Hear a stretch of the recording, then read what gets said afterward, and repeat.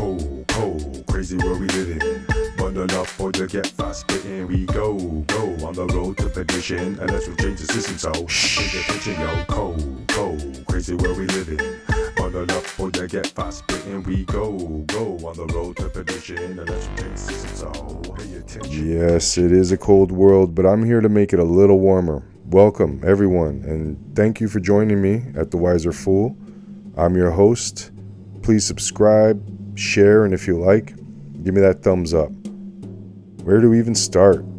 So I really want to be thoughtful with what I say, particularly now, in part while I'm learning these ropes of the YouTube algorithms, censorship, all that. Also, I want to keep focused on my main intention here, to be a force for good. I want to find ways to talk about things that are difficult, among other things, and find common ground and go from there. Now, while I'm getting better at separating my own emotional reactions from certain individuals or groups or ideologies, I'm not master level yet. But with the magic of editing, if I go off, I can snip it. Not because I want to appear perfect, I'm not, but because I want to approach this responsibly. I want to talk about things, say things with a purpose. The objective being to inform, interpret, maybe even inspire. I'm not here to bash or attack. I won't waste my time squabbling. These are my opinions. No one has to agree. No one has to listen. But if I'm lucky, you'll hear me out and consider what I say. We got to get back to respectful dialogue, especially with those we don't like. We need to. We need each other. And when there's no more words, what's left? It's the last thing any of us want. So let me toss my gauntlet in the ring and engage in this global discussion about freedom. What is it? Does it even matter? I think yes, obviously. Nothing matters more. If I cause no harm, if there's no crime, no victim, I should be allowed to say, think, and do anything I want. Even if it's not nice, even if you hate my ideas, that's what it means to be free. You can't legislate your way out of hate. It exists. People fight. Some don't like each other, and it doesn't automatically have to be for superficial differences. And even if it is, you don't have to like anyone. You can hate everyone if that's how you want to live. And people can choose whether to associate with you, support, or not. And they will, regardless. You just drive hate underground when you make laws to protect people's feelings. I'd rather see who's who and what's what. Maybe a better approach is to teach respect, honor, dignity, and love, and live it. Lead by example. Prove you are who you say you are with your actions, and show how it works. And let everyone be free to learn from that example or not. I read somewhere that the Dalai Lama, or maybe a scientist he spoke to, said it was a natural predisposition for people to be compassionate. I think so too.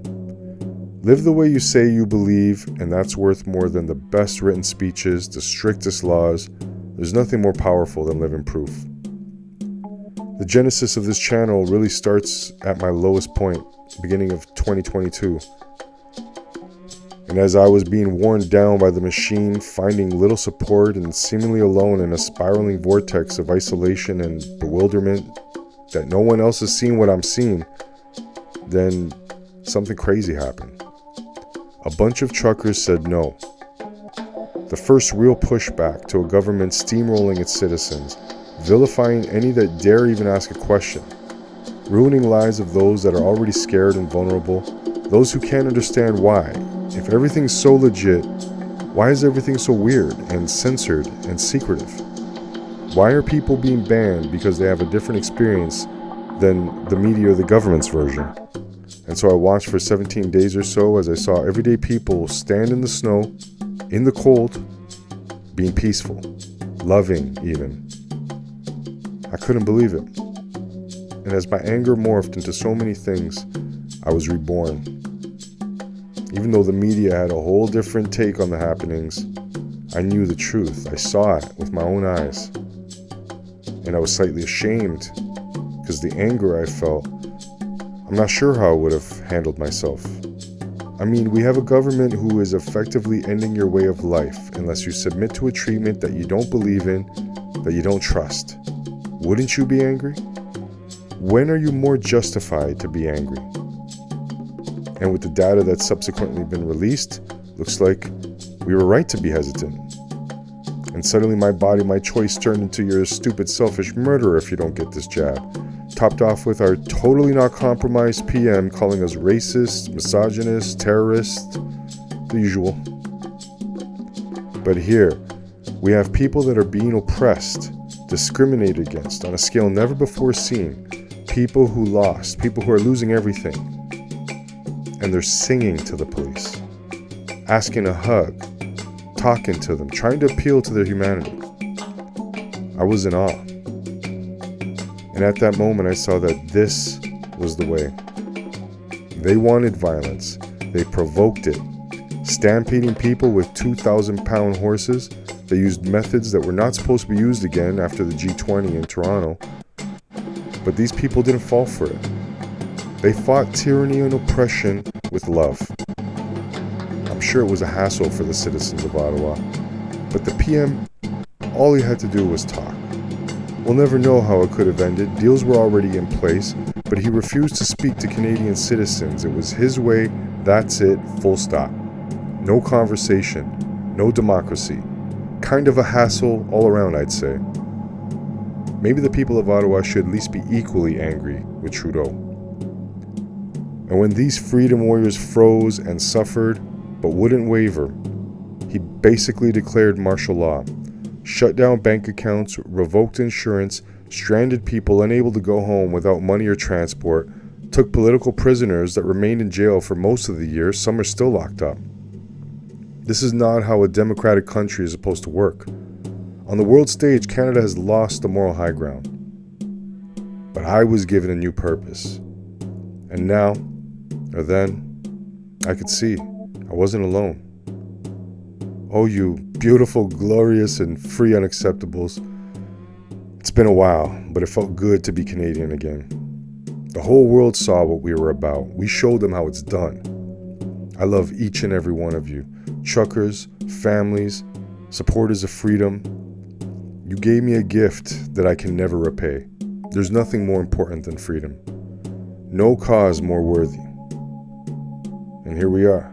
I have this channel as a way of spreading the word, another voice in the dark to say you are not alone. To network with my fellow freedom lovers and help rebuild this broken system. We should worry less about who is elected and more about holding them accountable. We're no peasants, and they're not kings. The government is here to protect our freedom, not grant it. We were born free. The government is not God. Can't tell me how to live, speak, or think. That's what parents are for, or religion. Maybe we need to revamp the entire political structure so there's less incentive to be corrupt and get rich and focus instead on making this country and world better. We can do it. We have a golden age ahead of us if we stop letting them divide us. We the people have the power and they're afraid of us. That's why they need us to be distracted and confused, so they can continue to build a system that enslaves us further. I make these videos for those who have no clue about how the world works. Not because they're not smart, but they're busy, with demanding jobs, families, and obligations. They're in so deep they don't have time to investigate. No idea there's anything to investigate. Or for those that listen exclusively to mainstream media, the media lies. Almost always.